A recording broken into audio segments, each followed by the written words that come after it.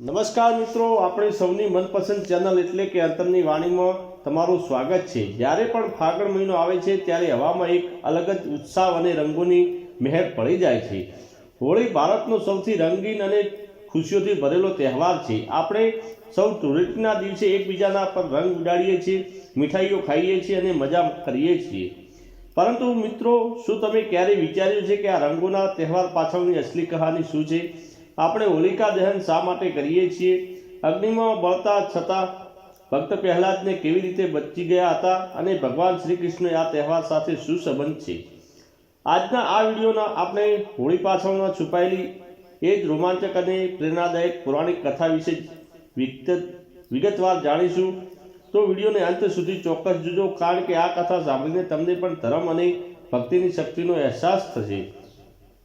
જો તમે ચેનલ પર નવા છો તો અત્યારે જ સબસ્ક્રાઇબ કરી લેજો। કથાની શરૂઆત થાય છે સતયુગથી। એક શક્તિશાળી અને અસત્ય અહંકારી રાક્ષસ રાજા હતો, જેનું નામ હિરણ્યકશ્યપ હતું। હિરણ્યકશ્યપે ભગવાન બ્રહ્માની કઠોર તપસ્યા કરી હતી। તેની તપસ્યાની પસંદ થઈને ભગવાન બ્રહ્માજીએ તેને એક એવું વરદાન આપ્યું હતું જેનાથી તે લગભગ અમર બની ગયો હતો। વરદાન એવું હતું કે તેને કોઈ મનુષ્ય કે પ્રાણી મારી શકે નહીં, તે દિવસે કે રાત્રિએ મરી શકે નહીં, તે ઘરમાં કે બહાર મરી શકે નહીં, તેને કોઈ શસ્ત્ર કે અશસ્ત્ર મારી શકે નહીં, અને તે આકાશમાં કે જમીનમાં પણ મરી શકે નહીં। આ વરદાન મળ્યા પછી હિરણ્યકશ્યપ પોતે જ ભગવાન માનવા લાગ્યો। તેણે પોતાના રાજ્યમાં આદેશ આપ્યો કે કોઈ પણ વ્યક્તિ ભગવાન વિષ્ણુની પૂજા નહીં કરે। ત્રણેય લોકમાં હાહાકાર મચી ગયો। બધા લોકો ડરના માર્યા હિરણ્યકશ્યપની પૂજા કરવા લાગ્યા। પરંતુ કહેવાય છે કે જ્યાં સુધી બધું અંધકાર હોય છે ત્યાં જ ઈશ્વર પ્રકાશનું કિરણ મોકલે છે।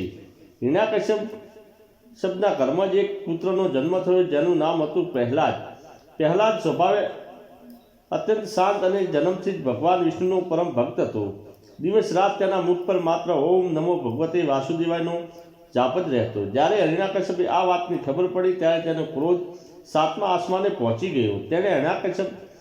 તેણે પ્રહલાદને સમજાવ્યો, ડરાવ્યો અને ધમકાવ્યો। હું જ ભગવાન છું, મારી પૂજા કર। પણ પ્રહલાદે શાંતિથી જવાબ આપ્યો, પિતાજી, ઈશ્વર તો એક જ છે અને એ ભગવાન શ્રી હરિ વિષ્ણુ છે, તે કણકણમાં વસેલા છે। આ સાંભળીને હિરણ્યકશ્યપે પોતાના પુત્રને મારી નાખવાની નિર્દયથી પ્રયાસ શરૂ કર્યો। તેણે પ્રહલાદને પાગલ હાથીના પગના નીચે કચડવાનો પ્રયાસ કર્યો, પણ હાથીઓએ પ્રહલાદને નમન કર્યું। તેણે પ્રહલાદને ઊંચા પહાડ પરથી નીચે ફેંકાવી દીધો, પણ ભગવાને તેને ફૂલોની જેમ ઝીલી લીધો। તેને ઝેર પીવડાવવામાં આવ્યું, પણ તે ઝેર પણ અમૃત બની ગયું। ભગવાન વિષ્ણુની કૃપાથી પ્રહલાદ તો વાળ પણ વાંકો ન થયો। જ્યારે બધા જ પ્રયાસો નિષ્ફળ ગયા ત્યારે હિરણ્યકશ્યપે પોતાની બહેન હોલિકાની મદદ માંગી। હોલિકા પાસે એક જાદુઈ ચાદર હતી જેને તે ભગવાન બ્રહ્મા તરફથી વરદાનમાં મળી હતી। જો તે આ ચાદર ઓઢીને અગ્નિમાં બેસે તો અગ્નિ તેને બાળી શકે નહીં। હિરણ્યકશ્યપે એક ભયાનક યોજના બનાવી। શહેરમાં લાકડાઓનો એક મોટો ઢગલો કરવામાં આવ્યો। હોલિકાએ જાદુઈ ચાદર ઓઢી અને પ્રહલાદને પોતાના ખોળામાં લઈને ચિતા પર બેસી ગઈ। હિરણ્યકશ્યપે તેના સૈનિકોએ ચિતા પર આગ લગાવી દીધી। આસપાસ ઊભેલા લોકો ડર અને દુઃખીથી જોઈ રહ્યા હતા, પરંતુ અગ્નિની વચ્ચે પણ નાનકડા પ્રહલાદના ચહેરા પર કોઈ ડર નહોતો। તે આંખો બંધ કરીને ભગવાન વિષ્ણુનું શ્રવણ કરી રહ્યો હતો, અને ત્યારે જ એક ચમત્કાર થયો। ભગવાનની માયાથી એક જોરદાર પવન ફૂંકાયો। હોલિકાના શરીર પરથી પેલી જાદુઈ ચાદર ઉડી ગઈ અને ભક્ત પ્રહલાદની આસપાસ વીંટાઈ ગઈ। હોલિકા, જેને અગ્નિ ન બાળી શકવાનું વરદાન હતું, તે પોતાના પાપ અને અહંકારના કારણે તે જ અગ્નિમાં બળીને ભસ્મ થઈ ગઈ, અને ભગવાનનો સાચો ભક્ત પ્રહલાદ હસતો હસતો અગ્નિમાંથી સુરક્ષિત બહાર આવ્યો।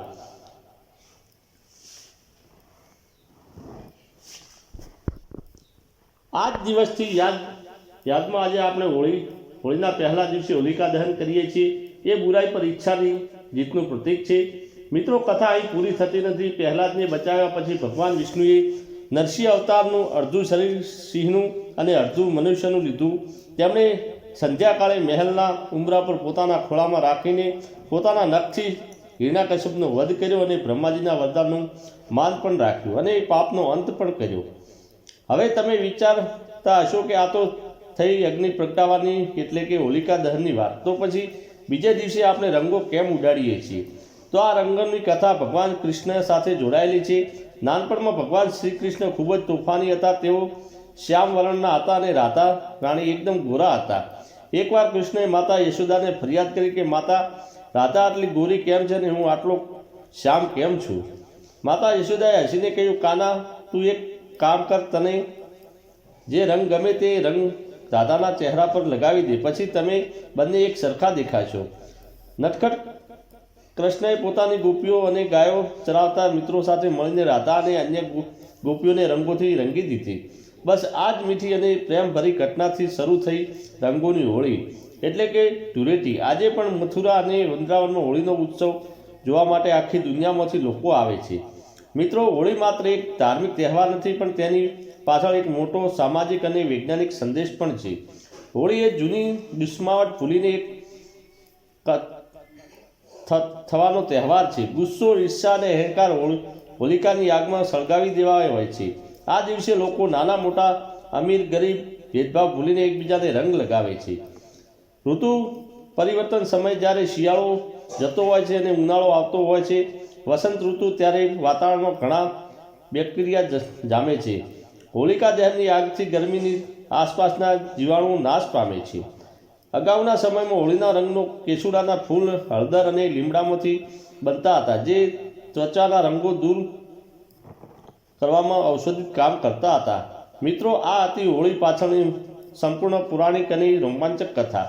ફક્ત પહેલાદની કથાને શીખવે છે કે તમે ગમે એટલી મુશ્કેલીમાં આવે, જો સાચા મનથી ઈશ્વર પર શ્રદ્ધા રાખવામાં આવે તો ઈશ્વર હંમેશા આપણી રક્ષા કરે છે.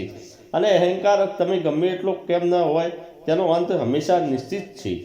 તમે આ વર્ષ હોળી કેવી રીતે ઉજવવાના છો? તમારા મનપસંદ મીઠાઈ કઈ છે? ગુજિયા, જલેબી કે બીજું કંઈ? મને કોમેન્ટમાં ચોક્કસ જણાવજો. જો તમે આ વિડીયો ગમ્યો હોય અને કથા સાંભળીને મજા આવી હોય તો આ વિડીયોને લાઈક ચોક્કસ કરજો.